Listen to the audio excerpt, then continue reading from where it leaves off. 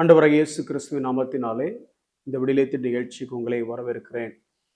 ரோமர் 12வது அதிகாரத்திலிருந்து நடைமுறை கிறிஸ்தவம் என்கிற தலைப்பின் கீழே கற்றுக்கொண்டிருக்கிறோம். குறிப்பாக ரோமர் 12வது அதிகாரம் 17வது வசனத்தை கடந்த பல நாட்களாக தியானிச்சுட்டு இருக்கிறோம்.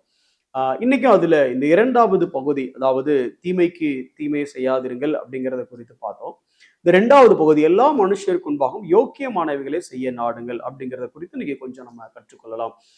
இது ஏன், இதனுடைய பின்னணி என்ன அப்படின்னா, பவுல் ஒரு ரட்சிக்கப்பட்ட ஒரு கிறிஸ்தவன், இந்த உபதேசத்தை தெரிந்த ஒரு கிறிஸ்தவன் எப்படி வாழணும் அப்படின்னு சொல்லும் பொழுது ஒரு தனிப்பட்ட மனிதனாக எப்படி வாழணும்னு சொல்றாரு. அதுக்கப்புறம் ஒரு ஒரு சகோதரர்களுக்குள்ளே, அதாவது கிறிஸ்தவ சகோதரர்களுக்குள்ளே எப்படி வாழணும்னு சொல்றாரு. அதற்கு அடுத்து வரும் பொழுது ஒரு நார்மல் மேன், ஒரு கம்யூனிட்டிக்குள்ள அவர் எப்படி வாழணும், இன்னும் இந்த கம்யூனிட்டிக்குள்ள உங்களை எதிர்க்கிறவன் இருந்தா அல்லது உங்களுடைய எனிமீஸ் மத்தியில எப்படி வாழணும் அப்படின்னு சொல்றாரு போதுதான் இந்த வசனத்தை சொல்றேன். நீங்க உடனே யோசிக்கலாம், கிறிஸ்தவனுக்கு எதிரிகள் இருப்பாங்களா பிரதர் அப்படின்னு சொல்லி. அப்படின்னா உங்களுக்கு ஒருவேளை எதிரியே இல்லை அப்படின்னா நீங்க இயேசுவை விட மேன்மையானவர்கள் அர்த்தம். தப்பா புரிஞ்சுக்காதீங்க. ஏன்னா இந்த உலகத்துல இயேசு இருக்கும் பொழுதே பாத்தீங்கன்னா அவருக்கே நிறைய சத்துருக்கள் இருந்தாங்க.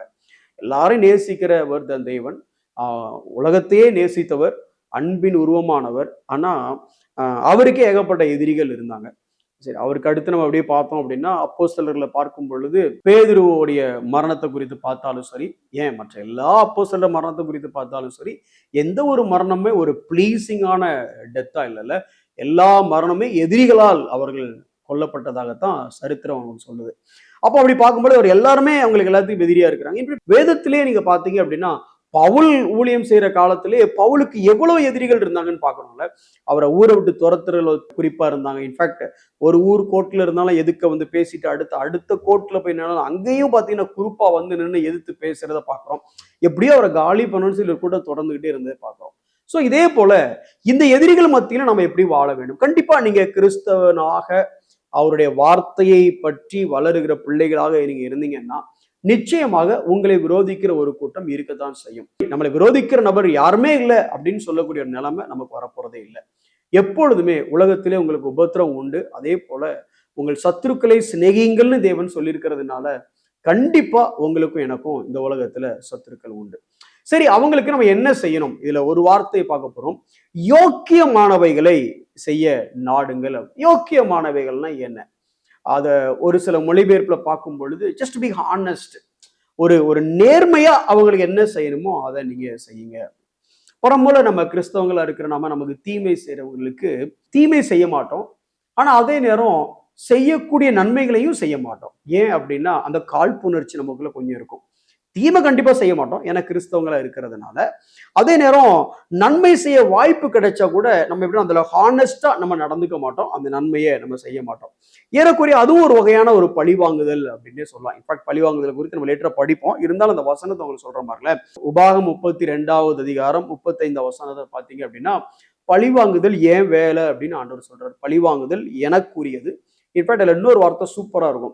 பழிவாங்குதல் மட்டும் இல்ல, பதிலளிப்பதும் எனக்குரியது அப்படின்னு இருக்கும். அதாவது பதிலுக்கு செஞ்சாலும் சரி, பதிலுக்கு சொன்னாலும் சரி, அது தேவையில்லை, அது ஏன் வேலை அப்படின்னு ஆண்டவர் சொல்றாரு. ஸோ அப்ப பேசிக்கா ஒரு கிறிஸ்தவனா இருக்கிறவன் என்ன மாதிரி யோக்கியமானவைகளை செய்யணும் அப்படின்னா, நான் அவங்களுக்கு என்ன மாதிரி காரியத்தை செய்யணும். இதுல இந்த எல்லா மனுஷருக்கு முன்பாக யோக்கியமானவைகளை செய்ய நாடுங்கள் இருக்குல்ல, அந்த வார்த்தையை நான் ஏற்கனவே சொல்லியிருந்தேன். அது ஒரு சாஃப்ட் வேர்டு கிடையாது, அது கிடைச்சா பார்க்கலாம்ப்பா அப்படிங்கிற மாதிரி கிடையாது. ஒரு ஸ்ட்ராங், ஒரு பர்சியூவ் பண்றது, ஒரு சீக் பண்றது அப்படின்னு சொன்னேன். அதனுடைய மூல பதத்தை இன்னும் கொஞ்சம் நீங்க ஆராய்ச்சி பண்ணி பார்த்தோம் அப்படின்னா அதுல எப்படி சொல்றாங்க அப்படின்னா, ப்ரீவியஸ் தாட் அல்லது settled plan, meditate before hand. அதாவது நீங்க அவனுக்கு ஏதாவது ஒன்று செய்றீங்கன்னு வச்சுக்கோங்களேன். ஃபார் எக்ஸாம்பிள், இப்போ ஒரு மனுஷன் உங்களுக்கு ஒரு தீமை செஞ்சுட்டான். தீமை செஞ்ச உடனே அவனுக்கு பதிலுக்கு ஒரு நன்மை எப்படின்னா, வாய்ப்பு கிடைச்சா நான் செய்வேன் அப்படிங்கிற மாதிரி இல்லாம, அடுத்து ஒரு நன்மை செய்யும் பொழுது யாராவது, பிரதர் டக்குன்னு வாய்ப்பு கிடைச்சா நன்மை செஞ்சுட்டீங்க பிரதர். பிரதர் இது வாய்ப்பு கிடைச்சு நான் செய்யல பிரதர், அவனுக்கு நன்மை செய்யணும்னு ஒரு வாய்ப்பை உண்டாக்கி நான் செஞ்சேன் பிரதர். புரியுதா உங்களுக்கு? இதான் அர்த்தம். அதாவது எனக்கு 10 பேர் தீமை செஞ்சிருப்பான். 10 பேர் தீமை செஞ்ச உடனே யாருக்காவது நன்மை செய்ய வாய்ப்பு கிடைச்சா நான் செய்வேன் பிரதர், நான் என் வேலையை பார்த்துட்டு போவேன் பிரதர் அப்படிங்கிறது ஒரு வகையான நிலைப்பாடு. ஆனாங்க வேதம் கூறக்கூடிய நிலைப்பாடு என்ன அப்படின்னா, நாடுங்கள் அப்படின்னு சொல்லும் பொழுது என்ன அப்படின்னா, ஒரு பிளானை போடு, பக்கவா ஒரு ஸ்கெட்சை போடு. எதுக்கு? இந்த ஸ்கெட்சை போட்டு பிளானை போட்டு அவனுக்கு அடுத்து எப்ப நன்மை செய்து நிரூபிக்கிறோமோ அது வரைக்கும் நீ தூங்காத அப்படிங்கிற அர்த்தத்துல வருது. a premeditated mind அப்படின்னு சொல்றாங்க, a settled plan.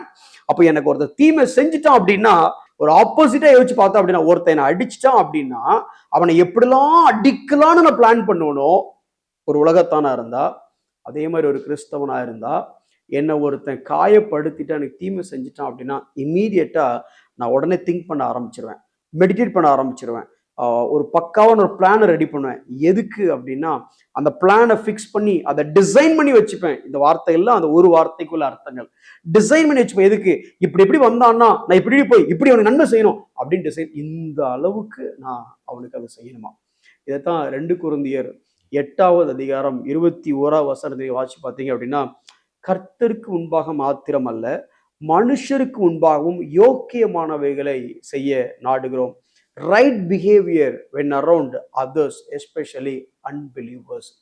கிறிஸ்தவங்க மத்தியில நாம ஒரு ரெஸ்பெக்டடா ஹானஸ்டா இருக்கிறது நல்லதுதான். ஆனா ஒரு கிறிஸ்தவனா இருக்கிற நம்ம உலகத்துல நம்ம உப்பா இருக்கிறோம் அப்படின்னு சொல்லும் பொழுது, சபைக்குள்ள நம்ம எப்படி இருக்கிறோங்கிறது அது மிக தனிப்பட்ட காரியம், அது நமக்கு தெரியும். ஆனா இந்த உலகத்துக்குள்ள நான் போகும் பொழுது நான் அங்க சுவையை உண்டாக்குகிற உப்பா தான் இருக்கிறேன். அப்போ அப்படிப்பட்ட ஒரு வாழ்க்கை நான் வாழ்கிறேன்னு யோசிக்கணும். நீதிமொழிகள்ல சாலமோன் எழுதும்போது எழுதுறாரு, 3வது அதிகாரம் 3-4 வசனத்தை பார்த்தீங்க அப்படின்னா, கிருபையும் சத்தியம் உன்னை விட்டு விலகாது இருப்பதாக. எதுக்கு, நீ அவைகளை உன் கழுத்திலே பூண்டு அவைகளை உன் இருதயமாகிய பலகையில் எழுதிக்கொள். அப்படி வச்சுட்டு அதனால என்ன நடக்கும், அதனால் தேவனுடைய பார்வையில் தயை பெறுவாய் அப்படின்னு மட்டும் சொல்லல. தேவனுக்கு பிரியமான ஒரு வாழ்க்கை வாழ்வதற்காக மட்டும் எனக்கு கிருபையும் சத்தியமும் கொடுக்கப்படல. கிருபைனா it's ability, it is a strength. என்னால நிக்க முடியாது, ஆனா அந்த கிருபை என்ன பண்ணுதுன்னா, என்னை செய்ய வைக்கக்கூடிய ஆசையையும் கொடுத்து அதை செய்யக்கூடிய பலத்தையும் கொடுக்க. அதான் கிருபை. இதான் கிருபைக்கான டெபினிஷனே.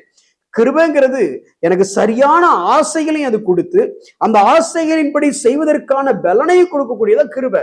இந்த கிருபை எதன் அடிப்படையில செய்யணும், அதுக்குதான் சத்தியம் கொடுக்கப்பட்டிருக்கு. அப்போ இங்க இந்த கிருபையும் சத்தியமும் எதுக்கு கொடுக்கப்பட்டிருக்குன்னா, இந்த சத்தியம் என்ன சொல்லுதுங்கிறத நான் தெரிஞ்சுக்கிட்டேன், ஆனா அது ஆசையா மாற மாட்டேங்குது. ஏன், எனக்கு அது கஷ்டமா இருக்கு. இப்ப இந்த கிருபை என்ன பண்ணுதுன்னா, இந்த சத்தியத்தின்படி நான் ஆசைப்படுவதற்கு என்னை உத்வேகம் கொடுக்கிறது.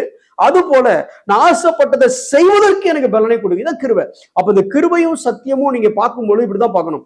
சத்தியம் எது சரிங்கிறது எனக்கு சொல்லுது, ஆனா அந்த சரியானது மேல எனக்கு ஆசை இல்லை, அந்த சரியானதை செய்ய எனக்கு பலன் இல்லை. இப்ப இந்த கிருபை என்ன பண்ணுன்னா, சரியான செய்வதற்கு எனக்கு ஆசையை கொடுத்து அந்த ஆசை மூலமா அதை செய்வதற்கு பலனையும் கொடுக்கிறது. இதுதான் இந்த கிருபை. இப்ப இந்த கிருபையும் இந்த சத்தியமும் எதுக்கு கொடுக்கப்பட்டிருக்கு, தேவனுக்கு பிரியமா நடப்பதற்கு. Of course S. ஆனா அதோட அந்த கதை முடியல. என்ன சொல்லுது பாருங்க, அந்த வசனத்துல எழுதுறாரு பாருங்களேன், கிருபையும் சத்தியமும் உன்னை விட்டு விலகாது இருப்பதாக, நீ அவைகளை உன் கழுத்திலே பூண்டு அவைகளை உன் இருதயமாகிய பலகையில் எழுதிக்கொள். அதனால் தேவனுடைய பார்வையிலும், அடுத்த பகுதி, மனுஷருடைய பார்வையிலும் தயையும் நற்புத்தியையும் பெறுவாய். இந்த கிருபையும் சத்தியமும் என்ன பண்ணுது அப்படின்னா, எனக்கு ஒரு தீமை செய்யும் போது கூட அவனுக்கு நான் யோக்கியமானதை செய்து சரியானதை செய்து தேவன் பார்வையில மட்டும் இல்ல எல்லா மனுஷருக்கும் என்பதாகவும் யோக்கியமானவைகளை ஹானஸ்டானதை செய்வதற்கு எனக்கு பலனை கொடுக்கிறது.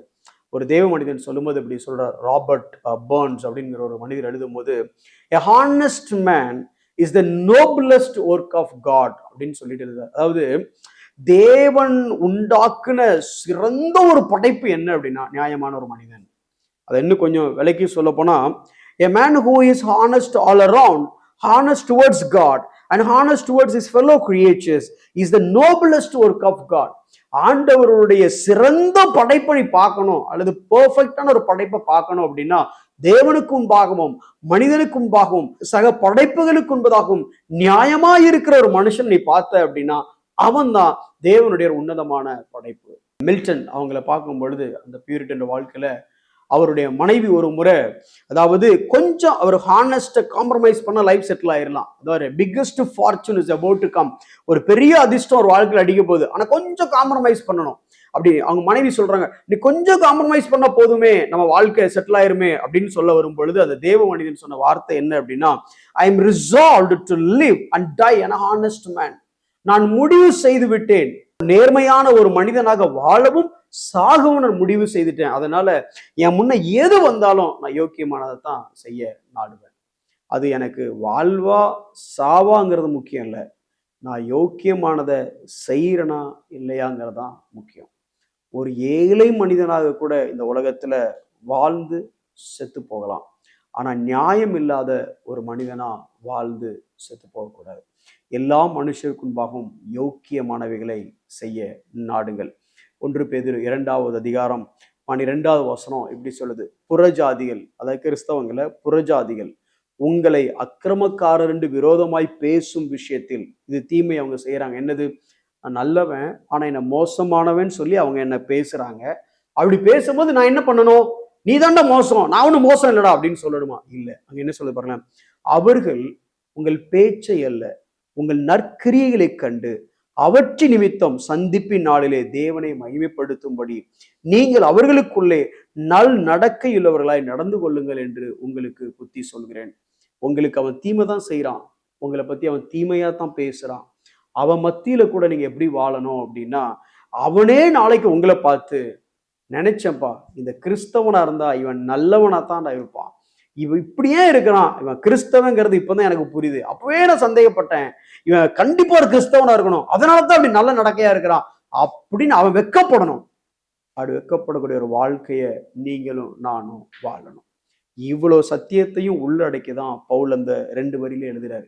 தீமை செய்யறவங்களுக்கு தீமை செய்யாத, எல்லாருக்கும் முன்னையும் யோக்கியமானதை செய்ய நாடுன்னு சொல்லி நம்மளும் அப்படிப்பட்ட ஒரு வாழ்க்கையை வாழ தேவன் நமக்கு கிருபை தருவாராக. கண்களை மூடி நாம் செபிப்போம். அன்புள்ள ஆண்டவரே, நன்றியோடு ஸ்தோத்தரிக்கிறோம்.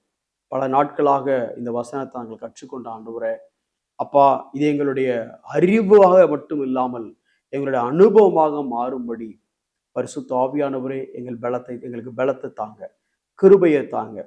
தீமைக்கு தீமை செய்யாமல் நன்மை செய்ய நாடி யாவருக்குள்ளும் ஆண்டவரே நாங்கள் ஹானஸ்டா யோக்கியமானவர்களாக நடந்து கொள்ள எங்களுக்கு உதவி செய்யும். இயேசுவின் நாமத்தில் ஜெபிக்கிறோம் நல்ல பிதாவே, ஆமென்.